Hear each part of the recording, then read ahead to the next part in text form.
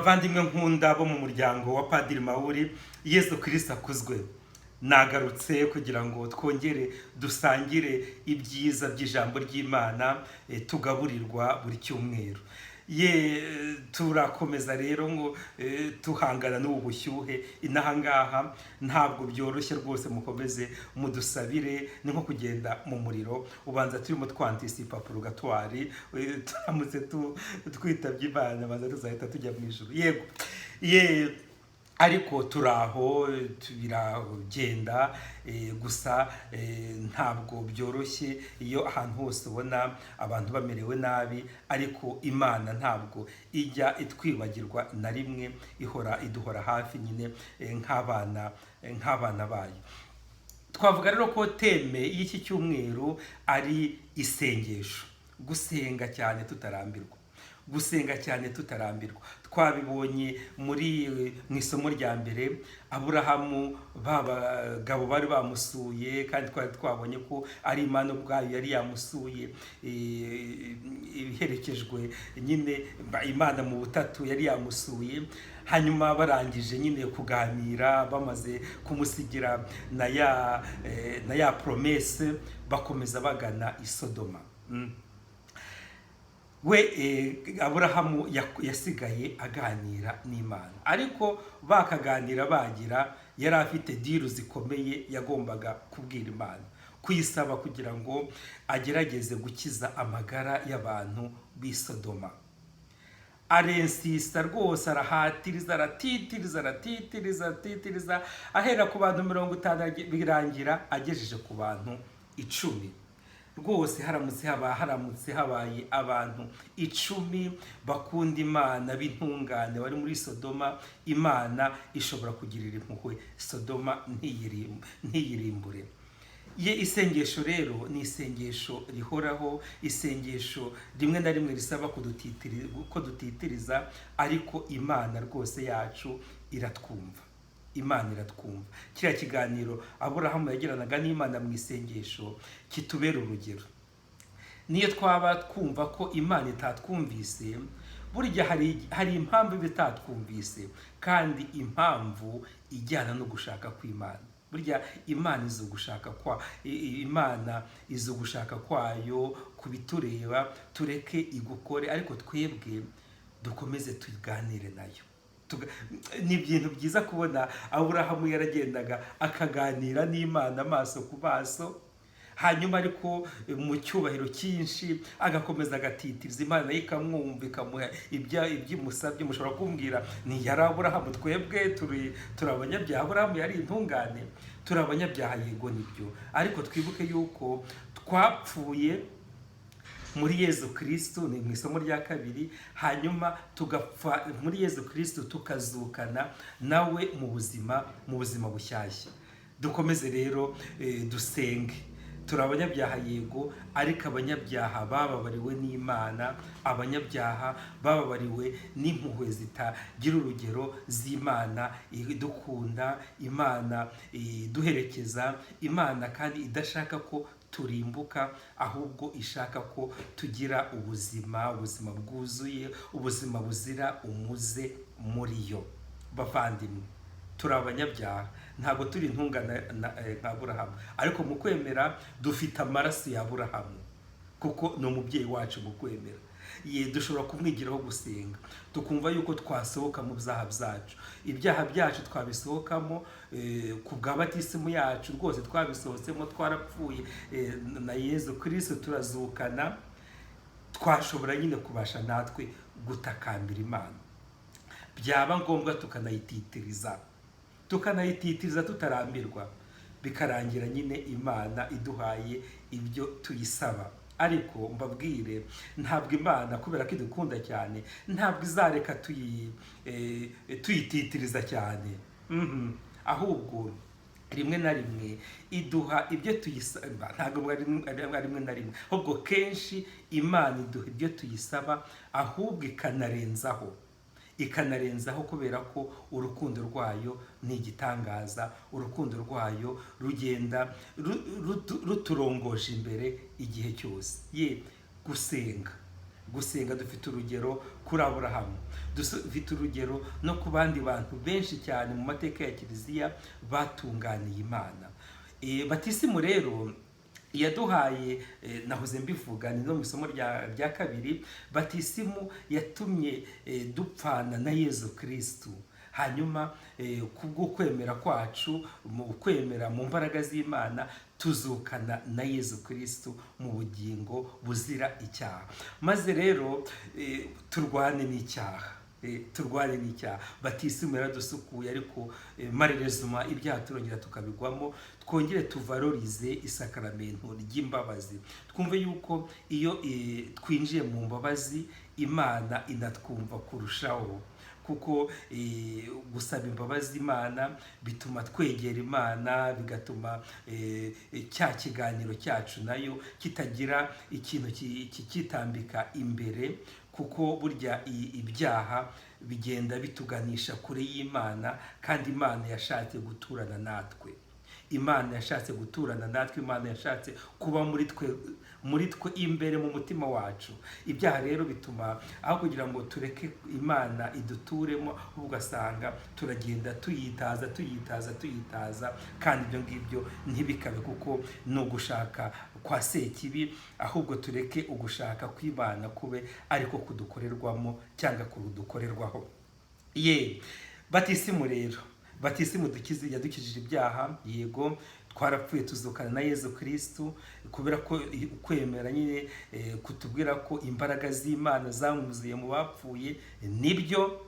Ariko umuntu ukunda Yezu akomeza gupfa ku cyaha buri munsi, akazukana nawe mu bugingo buzira icyaha, mu bugingo bufite Imana. Nimba uri mu byaha runaka, wumve ko uri kure y'Imana, hanyuma ugire icyifuzo cyo kwigarukira. Kandi burya hari n'ibyaha rimwe na rimwe dushobora kutabona ko ari ibyaha kubera ubujiji ku bijyanye na roho. Nicyo gituma tugomba gusaba Nyagasani kugira ngo mu muryango w'Imana ariwo Kiliziya, twese twige gushishoza, ikintu gituma dutandukana n'Imana, tukigendere kure kandi tukirinde, tunafatanye n'abavandimwe kugira ngo turwanye nyine ibyo byaha bitera akaduruvayo mu bantu, bitera akaduruvayo mu muryango w'abantu. Mu Ivanjiri naho twabonye ibintu byerekeza nyine ku isomo rya mbere, ibintu bijyanye no gusenga. Umwe mu bavandimwe ba Yezu Kristu yaragera amwigisha ati, aramwegera aramubwira ati, rwose twigishe gusenga nk'uko Yohani Batista yabyigishije abigishwa be. Ariko icyo kibazo ntabwo cyaje gutya. Uwo mwigishwa abonye Yezu asenga, aravuga ati, kuki atatwigisha gusenga nk'uko nawe abikora? Yezu yarasengaga, agasenga ijoro rikarinda ricya, ijoro rikarinda ritandukana agisenga. Kumubonera gutyo bitera no kumwigana, kuko rero natwe twigisha gusenga. Yohani Batista yabyigishije abigishwa be, natwe bitwigisha. Yezu Kristu rero yahise koko abikora, aravuga ati, nimusenga mujye muvuga muti dawe.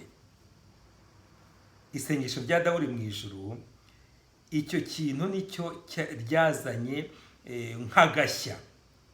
Agashya ka dawe uri mu ijuru nako ngako. Umuntu ashobora kugenda akabwira Imana ati papa, akabwira Imana ati dawe. Twebwe abemera dushobora kubwira Imana tuti dawe, papa, kubera ko ntabwo Imana igituye mu bushorishori bw'ijuru, ahubwo yaramanutse itura mu mutima wacu, kuko twese twabaye abana bayo mu mwana wayo Yezu Kristo. Ariko mwebwe mugerageze mwumve ikintu gikomeye kiri muri iryo jambo dawe, papa. Tubwira Imana ntabwo ari ibintu byoroshye, kuko Yezu Kristo niwe wa mbere wavuze ati, Imana ni data. Yarabizize, bamuhambye ku musaraba kubera iyo mpamvu, kuko muri kimwe mu byo bamuregaga harimo n'icyo, kuko yiyise umwana w'Imana. Muri Yezu Kristo rero twahindutse twese abana b'Imana.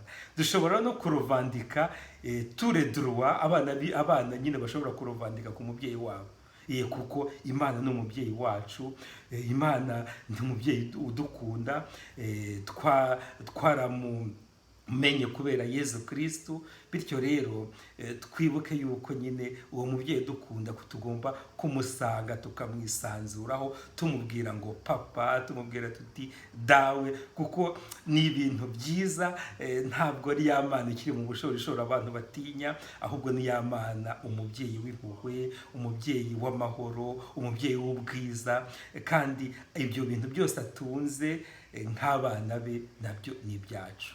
Impuhwe z'Imana zitugeraho, ubuntu bw'Imana butugeraho, ubwiza bw'Imana butugeraho. Dukomeze rero turyoherwe n'ibyo bintu, ariko twibuke ikintu kimwe bavandimwe: niba dufite umubyeyi umwe, niba dufite papa umwe, niba duhuje amaraso, inzangano ziva mu bantu ziva hehe? Intambara ziva mu bantu ziva hehe? Ntabwo gucagagurana kuba mu bantu kuva hehe? We rero nimba wumvise iyi nkuru nziza ko uri umwana w'Imana, umwana wa Yezu Kristu, kora ibishoboka byose kugira ngo ukure mu nzira ikintu cyagutandukanya n'umuvandimwe wawe, ukure mu nzira ikintu cyose cyagushyira kure y'Imana, cyatuma inyoko muntu igira ibibazo.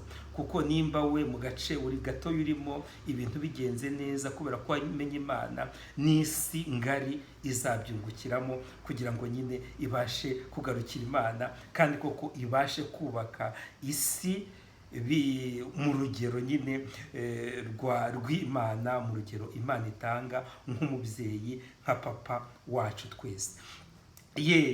Maze rero dukomeze twishimane, dukomeze twumve yuko dusangiye umubyeyi, twumve yuko tuva indi imwe, kuko dufite Imana nyineho umubyeyi, ariko twebwe by'umwihariko twumve yuko tuva indi imwe, kubera ko Imana yaduhamagaye muri uyu muryango wa Padiri Mahuri kugira ngo dusangire ibyiza bya Yezu Kristu, twubake uyu muryango, tumenye urukundo rw'Imana n'urukundo rwa Kiliziya, ariko cyane cyane buri wese yitange kugira ngo mu byiciro byose haboneke nyine ubwo buvandimwe bugaragara. Dukomeza rero dushimira Imana kuko umuvandimwe wacu Padiri Julien yagize ubutumwa bushya, yabaye padiri mukuru Musha, umwepiskopi kardinale, nimba yaramuhaye ubwo butumwa bushya, nuko nyine n'ibyo yari asanzwe akora kugeza kuri iyi saha yabikoze neza. Dukomeze rero tumushyikize isengesho, ni ubutumwa bushya busaba imbaraga zikomeye, ariko tumushyikirize isengesho cyane cyane, kandi tumushyikize n'izindi mbaraga z'urukundo kugira ngo abashe gusohoza ubwo butumwa nyine umwepiskopi amuhaye.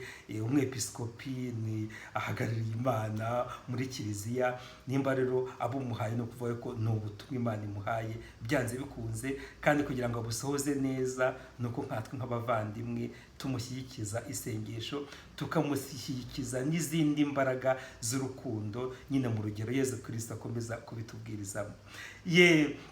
Buri wese rero yumve yuko ari umwana w'Imana, twese twumve yuko tuvukana mu Mana, umubyeyi wacu, data wa twese, ari mu ijuru yego, ariko ari no mu mutima wa buri wese muri twebwe. Mugendero mushake ivanjiri uyu munsi cyane cyane nuko yanditswe na Luka ku mutwe wa 11 kuva ku murongo wa mbere kugeza ku wa 13. Mushobora kugenda mugashaka ni isomo rya mbere mu gitabo cy'intangiriro, isomo rya kabiri mu ibaruwa yandikiye Abanyakolosi. Turakomeza kugenda tuzirikana ibyo bitabo byose, buri wese agende ashakisha ayo masomo, bidufashe kugira gukomera no kumva yuko nyine dushyigikiwe n'ijambo ry'Imana muri uru rugendo. Mukomere rero, dukomeze dusabirane, kandi koko tujye mbere mu buvandimwe no mu rukundo rw'Imana. Ushobora byose nabaha umugisha kandi abarinde, Imana Data na Mwana na Roho Mutagatifu. Amen. Icyumweru cyiza kandi urugendo rwiza rugana Imana. Imana nziza